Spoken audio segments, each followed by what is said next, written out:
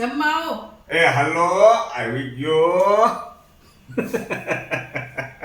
જમતા પહેલા મને હસવું આવે છે કે આજે મેં ફોટો અપલોડ કર્યો ને, હા. ઓલો ઘોડે બેઠો હોય એવો, અને ભાઈબંધ મિત્રોને સવાલ કરીને આમ કોમેન્ટ કરીને લખ્યું એમ મજાક મસ્તીમાં કે ભાઈબંધ મિત્રો કેમ આમ વરાજા જેવો લાગુ છું ને.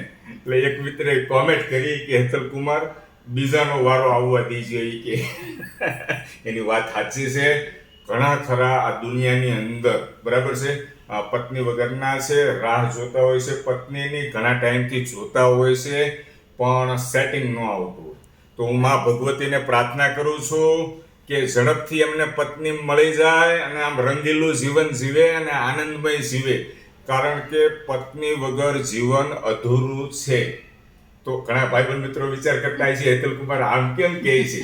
ખાલી 10 મિનિટ માટે આંખો બંધ કરીને ફીલ કરી, હાલવા ચાલવામાં, ઉઠવા બેસવામાં, હરવા ફરવામાં બહુ અગવડતા પડશે તમને દોસ્તો. ખાલી 10 મિનિટ આંખો બંધ રાખશું ને, એવી જ રીતે પત્ની વગર જીવન અંધકારમય છે.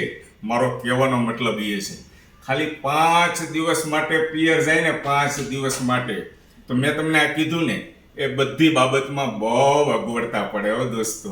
એટલે ઝડપથી સ્વામિનારાયણ ભગવાન, શ્રી કૃષ્ણ ભગવાન જે મિત્રો બાકી છે એમને સરસ મજાની સુંદર પત્ની આપી દે અને એમની પણ એટલી જ કેર કરે. Thank you.